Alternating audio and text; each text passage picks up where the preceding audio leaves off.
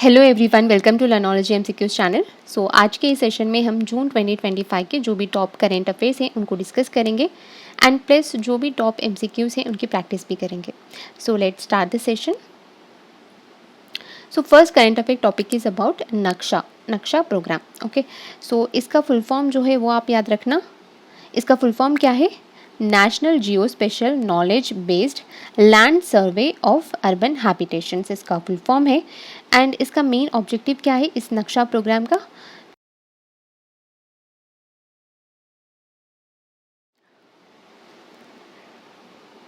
इस नक्शा प्रोग्राम के थ्रू जो है जो भी अर्बन हैबिटेशंस है वहाँ पे लैंड सर्वेस जो है वो कंडक्ट करवाई जाएंगी with the use of drones. जो भी टेक्नोलॉजी है उसका यूज़ करके लैंड सर्वेस करवाए जाएंगे एंड वो जो इन्फॉर्मेशन है उसको डिजिटली जो है स्टोर किया जाएगा इस प्रोग्राम के थ्रू, नक्शा प्रोग्राम। एंड आपको फुल फॉर्म जो है वो याद रखना है।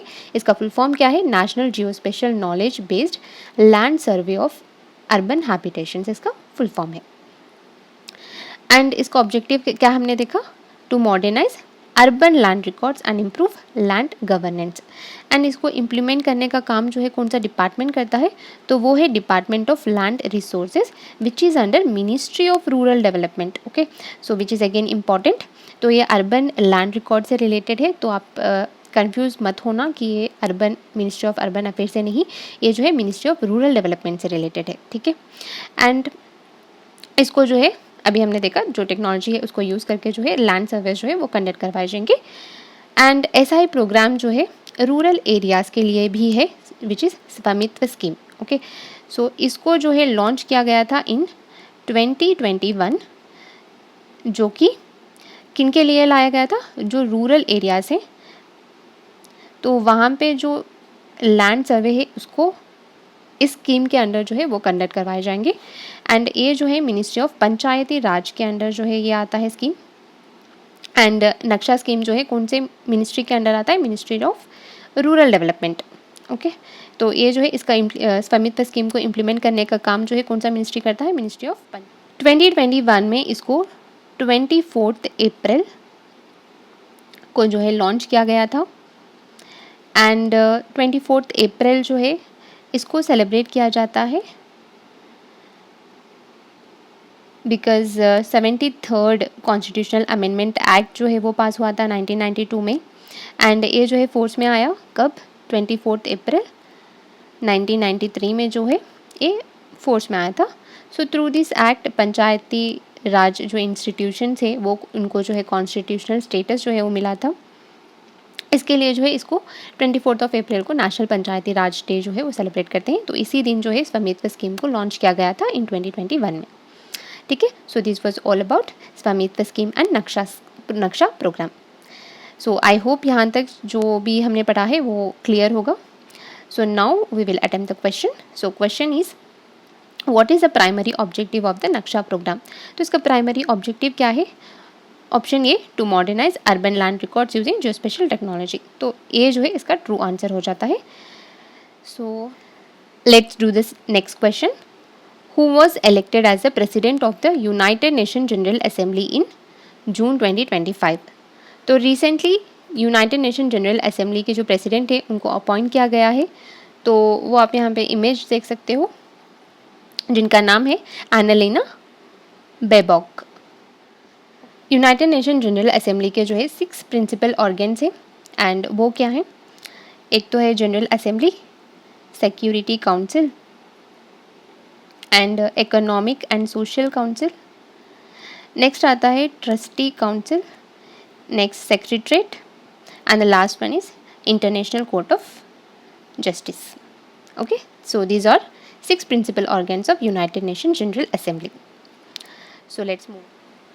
सो next current affair topic is about S-400 Trump missile system. So 2018 में इंडिया ने जो है रशिया के साथ में एग्रीमेंट किया था to procure 5 S-400 Trump missile systems को, जिसमें से जो है 3 ऑलरेडी डिलीवर्ड हो चुके हैं एंड जो रिमाइनिंग 2 हैं वो भी डिलीवर हो जाएंगे बाय 2026, ऐसा जो है रशिया का कहना है। And S-400 Trump missile system जो है ये कौन से कंट्री का है? ये रशिया का है। सो रशिया ने जो है इसको डेवलप किया है। सो रशिया का जो सेंट्रल ब्यूरो है, अल्मास सेंट्रल डिज़ाइन ब्यूरो जो है इसको इसने इसको डेवलप किया है। एंड ये जो है long range surface to air missile system है विच इज़ अगेन इम्पॉर्टेंट, तो आप इसको नोट डाउन कर लेना कि ये जो है long range surface to air missile system है, ठीक है। एंड इसकी जो रेंज है वो अप टू 600 किलोमीटर्स है and it can trace 300 target simultaneously. And इसके कुछ वेरिएंट्स की बात करें तो इसमें जो इम्पॉर्टेंट वेरिएंट है वो आप याद रख लेना कि वो है 40N6E, ओके। सो ये जो है हाईएस्ट रेंज वाला S-400 ट्रम्प मिसाइल सिस्टम है, सो विच इज़ इम्पॉर्टेंट। एंड इसको जो है 5 to 10 मिनट्स में जो है वो डिप्लॉय कर सकते हैं फ्रॉम मोबाइल यूनिट्स, ओके। तो इसको जो है 5 to 10 मिनट्स में इसको रेडी करके जो है लॉन्च कर सकते हैं, ठीक है। एंड ये जो S-400 है इसको इंडिया में जो है इसको कहा जाता है Sudarshan Chakra, okay. It is also known as in India Sudarshan Chakra जो है इसका नाम है। And now we will attempt the question. तो question is which country developed the S-400 Trump missile system. तो इसको कौन से कंट्री ने जो है वो डेवलप किया है, तो answer is option B Russia. अभी हमने देखा, तो आई होप सारी चीज़ें क्लियर होंगी S-400 ट्रम्प मिसाइल सिस्टम के बारे में। So let's move on to the next question. So next question is which two lands in Rajasthan were recently designated as Ramsar sites. तो अगर आपने अच्छे से फॉलो किया है न्यूज़ को तो आप इसको इजीली जो है वो आंसर कर पाओगे। तो इसका जो राइट आंसर होगा वो option B Khichan wetland and Menar wetland. इसी के साथ इंडिया में जो है टोटल जो रामसार साइट्स हैं वो हो चुके हैं 91 रामसार साइट्स। एंड अगर हम इन 2 वेटलैंड्स की बात करें जो कि लोकेटेड हैं कहाँ पे, राजस्थान में है। अगर हम बात करें किंचन वेटलैंड की, so it is famous for hosting 22,000 plus migratory domicile cranes. तो यहाँ पे जो है एनुअली डोमिसाइल क्रेन्स जो हैं, माइग्रेटरी क्रेन्स जो हैं वो यहाँ पे आती हैं, तो इसके लिए किंचन वेटलैंड जो है वो फेमस है।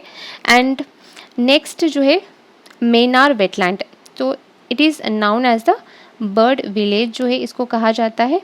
एंड ये जो है it is supporting 110 water bird species including 67 migratory species, ठीक है। So this was all about the new 2 Ramsar sites. अगर हम बात करें रामसार कन्वेंशन की, तो it is officially known as the convention on wetlands of international importance, जो कि साइन हुआ था इन 1971 में इन रामसार ईरान में जो है साइन हुआ था। एंड ये जो है फोर्स में आया 1971 में। सो कन्वेंशन मीन्स अग्रीमेंट से आप याद रख लेना। तो अग्रीमेंट हुआ था रामसार वेटलैंड्स को जो है प्रिजर्व करने के लिए जो है इसको साइन किया गया था। एंड इसका पर्पस क्या है, जो भी वेटलैंड्स है उनको कंजर्व करना ही इसका मेन एम होता है इसमें। एंड अभी तक जो है इसमें 172 मेंबर कंट्रीज़ हो चुके हैं। एंड ग्लोबली अगर हम रामसार साइट्स की बात करें तो वो है 2531 जो है रामसार साइट्स प्रेजेंट हैं globally. And world wetlands day जो है वो हम सेलिब्रेट करते हैं ऑन February 2 एनुअली जो है इसको सेलिब्रेट किया जाता है ऑन February 2। एंड इंडिया का अगर हम रोल देखें तो India join the convention in 1981 में जो है इंडिया जो है इसको साइन करता है। एंड एज ऑफ नाउ कितने साइट्स हैं, 91 रामसार साइट्स हैं। सो न्यू कौन से हो चुके हैं, न्यू रामसार साइट्स जो हैं वो कौन से हैं, किंचन वेटलैंड एंड मेनार वेटलैंड, ठीक है। So let's do the next question. Which ministry developed the national e Vidhan application. तो नेशनल ई विधान एप्लीकेशन को जो है कौन से मिनिस्ट्री ने जो है वो डेवलप किया है, तो इसका जो राइट आंसर होगा वो option B ministry of parliamentary affairs, ठीक है। एंड ये जो है नेशनल ई विधान एप्लीकेशन जो है इसका मेन ऑब्जेक्टिव क्या है, पर्पस क्या है, तो ये जो है एक डिजिटल प्लेटफॉर्म है which is design to modernise legislative operations by enabling paperless proceedings and real time access to legislative documents. So जो भी लेजिस्लेटिव ऑपरेशंस होंगे, जो भी लेजिस्लेटिव फंक्शंस होंगे इन पार्लियामेंट और एनी स्टेट अदर गवर्नमेंट्स, तो वहाँ पे जो है उसको डिजिटली जो है वो सारी प्रोसीडिंग्स जो है वो कंडक्ट करवाई जाएंगी through this platform which is national e Vidhan application. तो इसको जो है डेवलप किया है कौन से मिनिस्ट्री ने, मिनिस्ट्री ऑफ पार्लियामेंट्री अफेयर्स ने जो है इसको डेवलप किया है। एंड इसका जो विजन क्या है, part of the one nation one application and which initiative to unify legislative processes across states.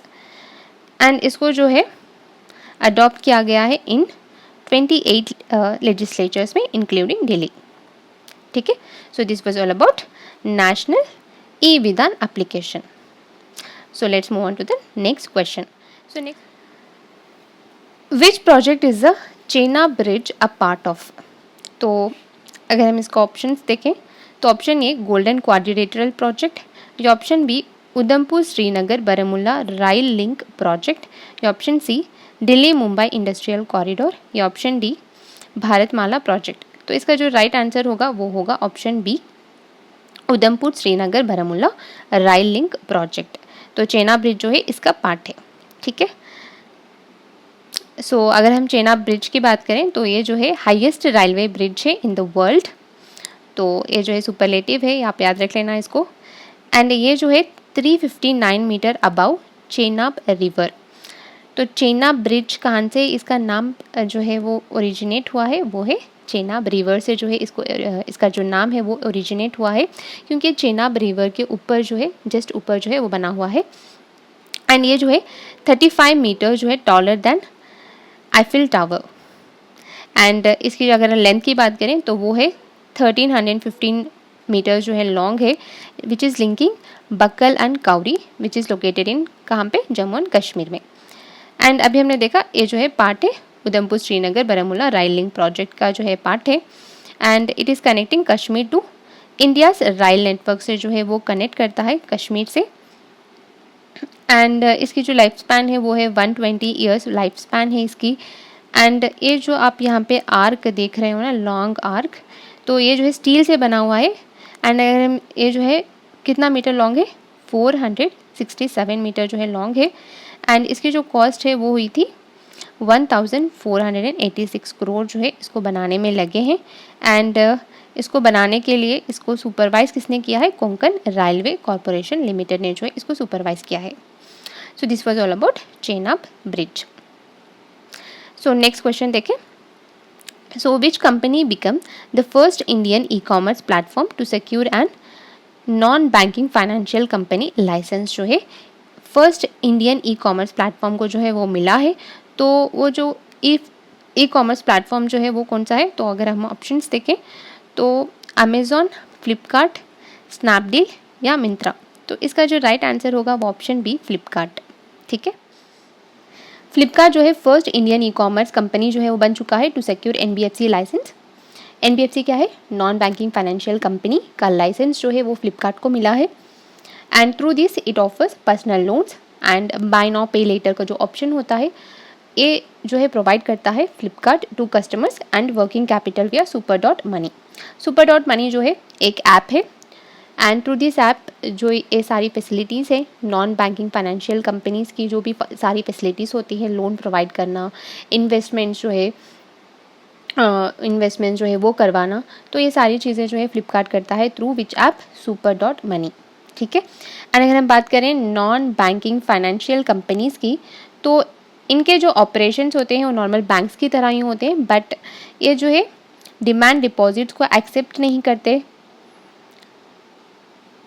And जो चेक्स होते हैं उनको इश्यू नहीं करते हैं. ठीक है, एंड ओवरऑल ये जो है पेमेंट एंड सेटलमेंट सिस्टम का जो है पार्ट नहीं है non banking financial companies. And ये जो है रजिस्टर्ड होती हैं कंपनीज एक्ट 1956. मेरी हैंड राइटिंग बड़ी गंदी आ रही है इस पेन से, बट कोई बात नहीं, आप इसको नोट डाउन कर लेना. ओके, सो ये जो है नॉन बैंकिंग फाइनेंशियल कंपनीज कौन से एक्ट में मेंशन्ड है, कंपनीज एक्ट 1956. एंड इनको जो है रेगुलेट करने का काम जो है वो कौन करता है, आरबीआई करता है. ठीक है, आरबीआई जो है इनको रेगुलेट करता है थ्रू विच एक्ट, आप एक्ट याद रख लेना, आरबीआई एक्ट 1934. ठीक है, this was all about non banking financial company के बारे में. So with this we have reached at the end of the video. I hope कि वीडियो जो है वो आपको पसंद आया होगा. Thank you so much for watching. See you in the next one.